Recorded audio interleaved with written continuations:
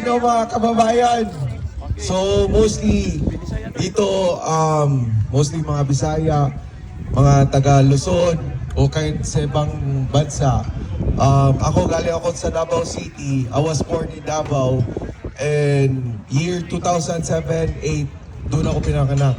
So nung nag-share yung kaibigan ko na may prayer rally dito, hindi ako kumain, wala ko ikaon, wala ko itulog. Dito ko dire, kailangan na to, suportahan si Duterte.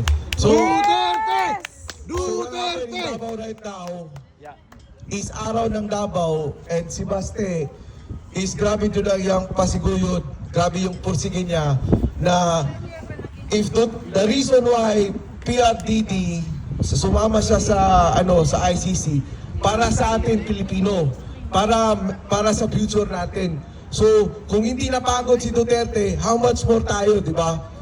So, isa sa mga reason na suportahan natin, i-share natin, huwag tayong mahiya. Kasi, na-inspire ako sa taong kumanta kanina, di ba? Kahit foreigner, pinakita niya na tawag nito, na sincerity para kay Duterte. Ano na lang tayo, Pilipino, di ba? So ako, may dalawa akong anak, andun pa sa Davao City. Nakikita ko talaga na nung wala na si Digong, kasi kami pinilit namin na, mayor siya namin, tapos pinilit namin tumakbo.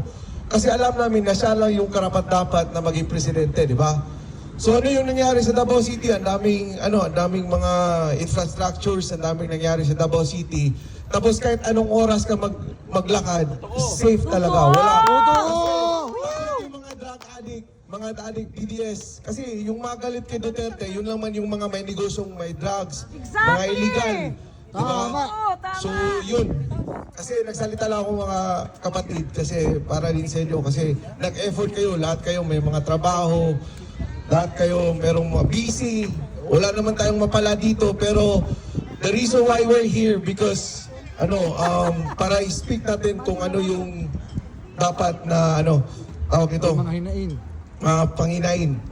So, salamat sa pagpunta, at saka isend ko din sa mga kaibigan ko kung anong nangyayari dito.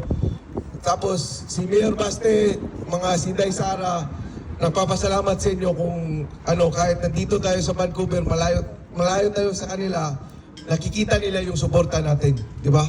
Duterte! Duterte! Duterte! Hindi tayo mapapagod hanggang hindi natin maiuwi si dating PRDD. Bring him home! Salamat Bring po, him home! Davao City. Bring him home! Bring him home!